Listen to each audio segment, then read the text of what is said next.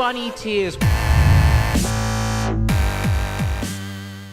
What's cracking, Bunny Boilers? Welcome to my breakdown of Xbox E3 media briefing. My name is Bunny Tears. I'm going to be covering pretty much the whole of E3 as it develops. So stay tuned here, Bunny Tears Online, for all of the E3 knowledge you're going to need to know. And I'm going to point out some exciting things that were mentioned that not a lot of people would maybe have drawn that much attention to. So I'm going to start off with the things they mentioned about the actual Xbox console itself and the way it runs and the systems behind it, and then I'm going to move on to the games that they mentioned as well. But as always, first thing is first, this is a demolition on Raid. It was myself and Y2 Canyon, aka Tokyo Sex Whale, aka the Grand Canyon, and we pretty much just smash this demolition. I find one solid spot to stay to defend the targets, and I stick there with my FAL and I destroy some people. Canyon destroys some people just because he does that every game anyway, so that's what you're watching. But let's get into this news. There is a new Xbox 360 coming out.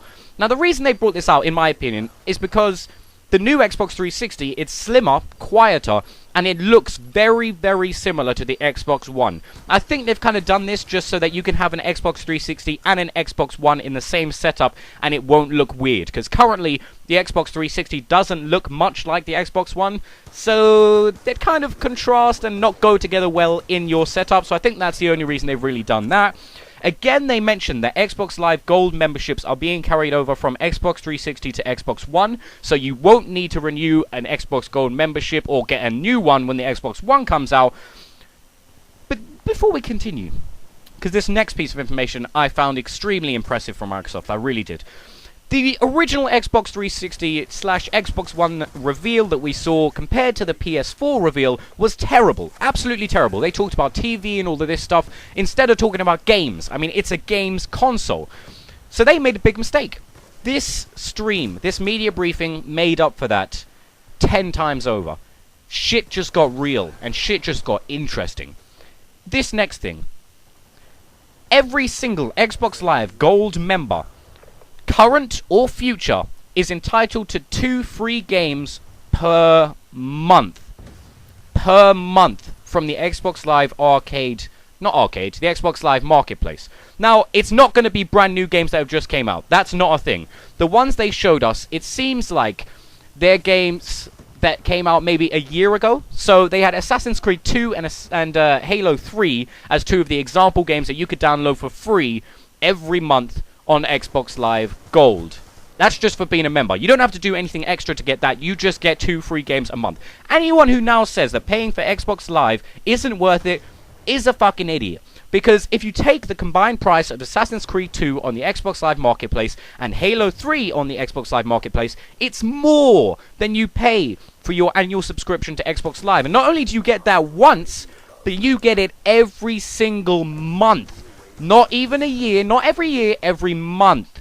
Finally, they're giving something back to the community, and they're doing it very well. The next thing they kind of went on to talk about was Smart Glass. They kind of brought it up throughout the presentation. They showed how Smart Glass can integrate into the games. Now, Smart Glass was shown pretty much while someone was playing. They were controlling their inventory on their tablet while they were playing a game on their TV screen. So this is something we thought might be integrated, but we didn't have any proof of that so far. Not only was that done, but someone used their phone to call in an artillery strike in a certain game that I'll talk about in a little bit. Shit is getting real. It's getting really real. It means you can be sitting there playing the Xbox, press a button on your tablet, and something in the game actually happens. It's the future, baby. It's the future. Another exciting thing, mostly for YouTubers, is that Twitch has partnered with Microsoft, which means that you can stream directly from your Xbox One to Twitch. Not only can you do that straight away, but you can use Kinect, you can use the camera and the microphone to show your face cam and also record your voice while you're streaming, which means that you can stream with face cam and your voice without any effort whatsoever. Not only that, but a sidebar comes up that's only visible on your screen, not to the stream on Twitch, which shows all the comments while they're coming in, all the like ratios, how many people have viewed, stuff like that. So you don't even have to look away from your TV screen to see how it's going on Twitch. Next thing, Microsoft points are getting gone. Getting gone. Yeah, sure, I'll stick with it. They're getting gone. Microsoft points are being removed and replaced with actual currency, so we don't have to translate how much money a certain amount of Microsoft points is.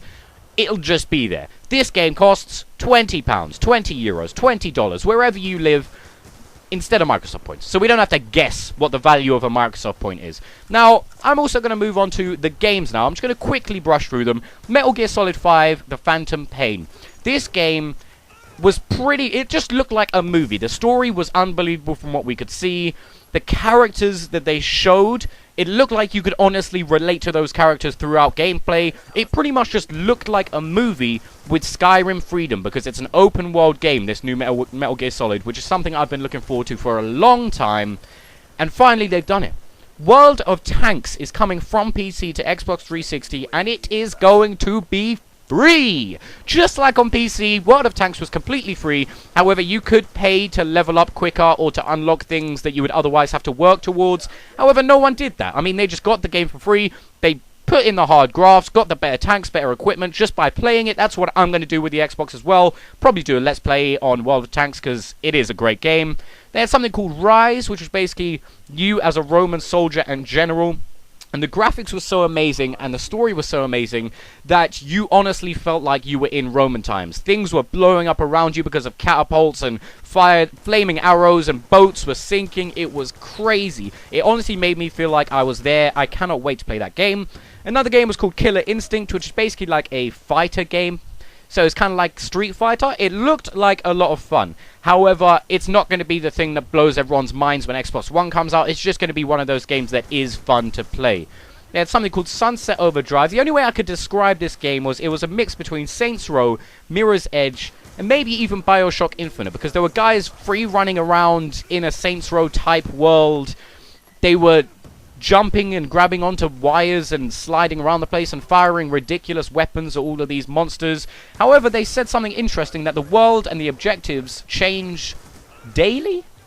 They pretty much said that the game can be developed while you're playing it, so it could be one of those games that you just can't complete because they'll be developing it faster than you're playing it.